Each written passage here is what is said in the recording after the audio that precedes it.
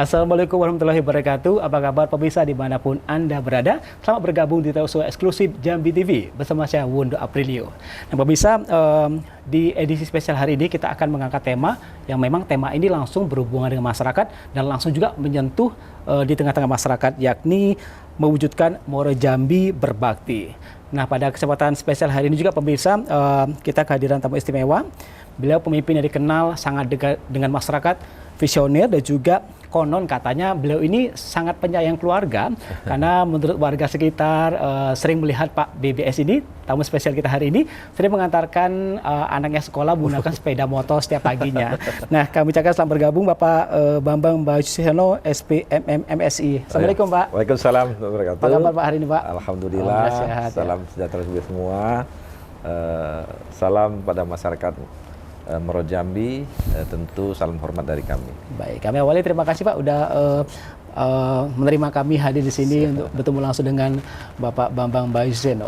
Nah, kita langsung ke tema Pak ini sangat menarik menurut saya karena berhubungan dengan langsung dengan masyarakat, yaitu mewujudkan Moro Jambi berbakti. Secara tema nih Pak Bupati, bisa dijelaskan makna juga filosofi tentang Moro Jambi berbakti ini seperti apa Pak? Baik, ini berangkat dari sebuah visi yang kita namakan Moro Jambi berbakti menuju Moro Jambi yang berakhlak, berkeadilan dan maju. Dan tentu dari visi ini kita jabarkan kepada 5 misi. 5 misi ini kalau di Pak Presiden ada Astacita, kalau kita ada namanya Pancacita. Ya. 5 misi ini maju sumber daya manusianya, maju infrastrukturnya, maju ekonominya, maju tata kelola pemerintahannya, dan maju pelestarian lingkungannya. Dari visi yang misi saya sampaikan, kita breakdown ini ada 12 program unggulan. 12 program inilah yang akan kita detailkan bagaimana sesungguhnya kepentingan masyarakat akan menjadi kepentingan kita untuk dibuat kebijakan yang akan berpihak kepada masyarakat banyak. Baik. Gitu. Kalau bicara tadi tentang visi serta ada 12 program tadi. Ya, 12 program. Kira-kira dari pandangan Bapak BBS sendiri, baru 1,5 bulan yang menjabat sebagai kurang lebih ya? 2 bulan ya. 2 bulan ya.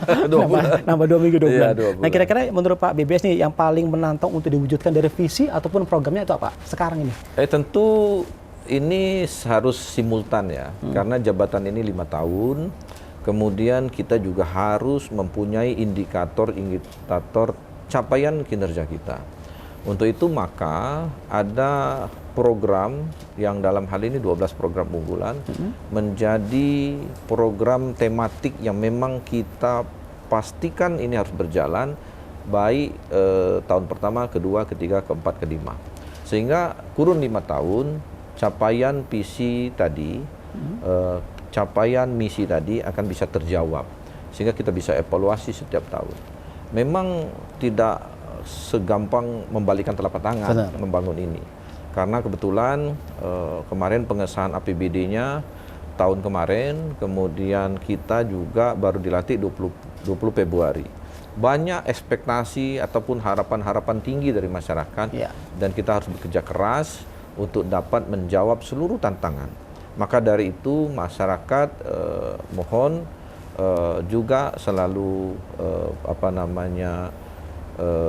melihat sesungguhnya kita punya niat ikhlas untuk dapat menjawab tantangan-tantangan itu. Maka dari itu program-program yang kami tuangkan ini akan juga menjawab semua persoalan-persoalan. Itu mungkin yang bisa kita diskusikan karena banyak yang seperti infrastruktur hari ini menjadi kendala utama. Hari ini juga ada Inpres yang memang diamanatkan untuk kita efisiensi, diamanatkan untuk kita mengatur pengelolaan keuangan dengan kondisi yang menurut kita infrastruktur menjadi kendala besar. Karena di dalam misi kami adalah maju infrastruktur, salah satunya. Kita memahami betul 11 kecamatan, 150 desa, 5 kelurahan menjadi kondisi-kondisi tertentu sehingga kita harus mencari kebijakan-kebijakan untuk menuntaskan ini. Yakin dan percayalah bahwa niat baik dan kerja keras untuk menuntaskan persoalan sehingga semua masalah, kalau kita namakan belanja masalah, ya kita masukkan ke dalam penuntasan kita ke depan. Gitu Mas, kira-kira. Baik, mungkin kalau dapat disimpulkan dari efisiensi anggaran, Ya. kemudian bicara Muara Jambi juga secara wilayah lebih luas dari kota Jambi. Oke. Apakah infrastruktur menjadi fokus utama Bapak BBS saat ini? Iya, jadi kami ada 12 program unggulan. Sesungguhnya program utama itu adalah membangun dari desa. Ya, membangun dari desa. Kita juga mengeluarkan yang namanya kitab, kumpulan informasi terbaru untuk Muara Jambi Berbakti. Jadi seluruh desa itu akan kita breakdown apa sih sesungguhnya masalah tiap desa. Sesungguhnya persoalan-persoalan desa yang masyarakat desa yang tahu, Ya. kita juga mengetahui secara garis besar, tetapi memang kumpulan-kumpulan itu akan menjadi dokumen kita.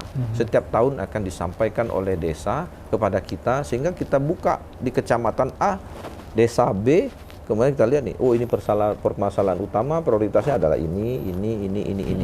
Itu akan kita selesaikan bertahap, kita selesaikan secara apa yang menjadi urgen penting bagi masyarakat. Kemudian yang kedua, ada juga kita terkait dengan pendidikan, terkait dengan kesehatan, termasuk sampai dengan tata kelola pemerintahan yang baik. Maka dari itu ada tagline kita, senyum sapa birokrasi. Ya kan? Ada tagline kita di pendidikan, guru nyaman, siswa juga senang. Ada tagline kita, Muara Jambi sehat, semua sehat, mudah berobat dan semua sehat. Dan semua tagline-tagline ini menjadi bagian penting untuk kita selesaikan di dalam masa kepemimpinan saya dan Bapak Junaidi Mahir sebagai wakil. Mungkin itu Mas. Betul Pak ya. Ya. Baik, kalau bicara terkait infrastruktur jalan nih, kebanyakan 50% kan Muara Jambi memang jalan rusak Pak ya. Oke. Ada strategi khusus dari Pak BBS untuk masalah jalan yang rusak nih Pak? Sesungguhnya paradigma membangun, kita berpikir dari ibu kota kabupaten ke ibu kota kecamatan seharusnya mulus. Itu paradigma membangun secara infrastruktur, paradigma infrastruktur. Kemudian dari ibu kota kecamatan ke ibu kota desa itu juga mulus. Kan? Ada juga opsi terkait dengan prioritas jalan-jalan atau infrastruktur yang menunjang ekonomi, yang menunjang peningkatan investasi, yang menunjang antar wilayah konektivitas. Sehingga program-program ini harus kita pilah juga. Di samping itu, memang ada daerah-daerah tertentu yang jalan rusak berat, sedang maupun ringan. Makanya ada implementasi yang berbeda. Kalau berat itu harus rigid beton, yang sedang aspal, yang belum tercover mungkin pengaspalan. Dan juga kita akan ada membangun UPTD untuk penanggulangan sementara terkait dengan jalan-jalan yang rusak. Ini masih kita persiapkan. Kami baru 2 bulan, ibaratnya kalau mobil kami harus ganti oli dulu, ganti minyak dulu, ganti busi dulu, ya kan? Pak, ya? Sehingga bisa ngegas, sehingga tujuan kita harus tercapai. Nanti kita jalan duluan, nanti belum apa-apa sudah mogok ya repot. Harus dipikirkan matang. Dan yakin dan percaya kepada masyarakat Muara Jambi khususnya, kami memikirkan bagaimana persoalan-persoalan yang memang menjadi persoalan masyarakat banyak. Saya paham dan mengerti betul dengan segala keterbatasan anggaran yang hari ini ada, kami harus berinovasi, kami harus menjalin komunikasi dengan pemerintah provinsi, karena memang ada kewenangan-kewenangan yang berbeda. Misalnya ada prioritas Pak, jalan. Jalan ini masyarakat tidak tahu bahwa ini ada jalan nasional, ada jalan provinsi, ada kewenangan kabupaten dan kewenangan desa. Benar. Kalau saya bangun jalan nasional, misalnya jalan dari dekat Jambi sampai ke Sengeti dan seterusnya, atau ke Mestong, atau Tempino sampai Bulian, ya kan? Ya benar. Nggak mungkin kami bangun karena itu jalan Nasional. jalan nasional. Tapi kalau Tempino jalan ke Batanghari itu jalan provinsi. Kalau kita bangun, saya juga yang salah, ya kan? Kemudian ada juga jalan ruas-ruas yang memang kewenangan kabupaten. masyarakat kan tidak juga Ya. paham kewenangan-kewenangan itu, sehingga tahunya memang jalan harus bagus. Mau kewenangan nasional kah, mau kewenangan provinsi kah, mau kewenangan kabupaten, yang penting bagus. Tapi itu memang secara sadar menjadi tanggung jawab kita juga untuk melakukan koordinasi dengan pemerintah pusat, koordinasi dengan Pemprov. Dan saya sepakat itu tanggung jawab kita. Tapi memang harus dipahami bahwa kewenangan-kewenangan yang dimiliki oleh nasional, provinsi tidak bisa saling intervensi. Betul. Untuk itu maka seluruh stakeholder, seluruh yang pemangku kepentingan, baik pemangku kepentingan dan pengambil kebijakan, sama-sama kita berkoordinasi untuk Murjambi yang lebih baik dan lebih maju. Mungkin gitu ya. Ya, baik Pak BBS, berarti dapat disimpulkan bahwasannya jika fokus pada infrastruktur jalan, artinya Pak BBS mungkin ke depannya akan lebih fokus ke jalan yang memang untuk komoditi perekonomian. Seperti itu Pak ya?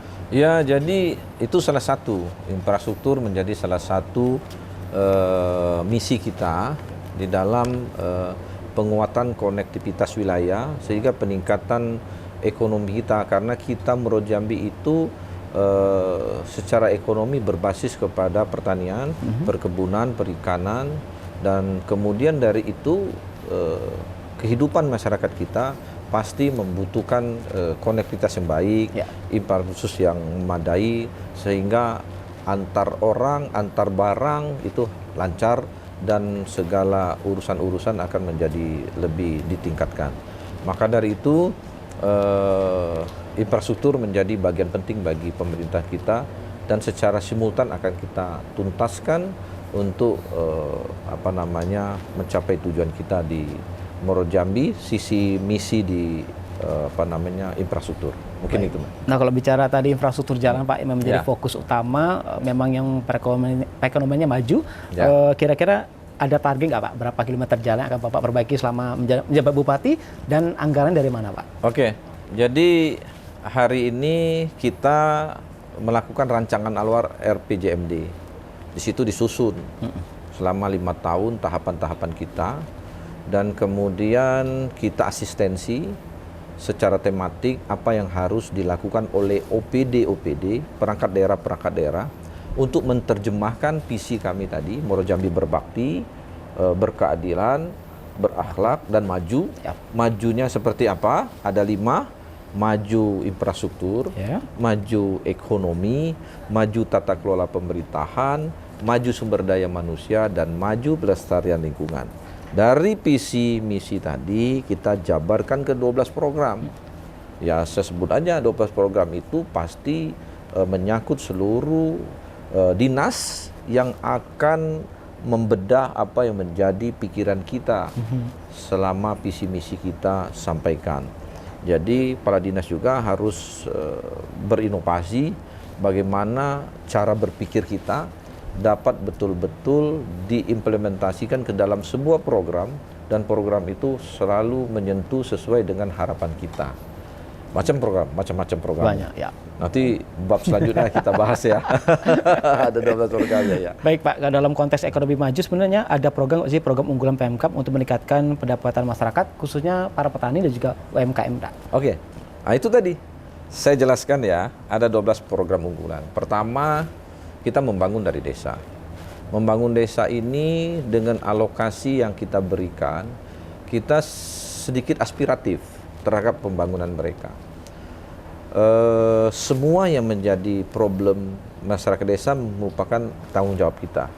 Dan tentu kita akan bedah apa yang menjadi persoalan-persoalan di desa, apa yang harus dilakukan oleh desa sehingga peningkatan ekonominya naik, pendapatan masyarakat naik. Kemudian dari sisi pemerataan pembangunan juga kita harus lihat bagaimana kondisi sebuah daerah itu. Maka dari itu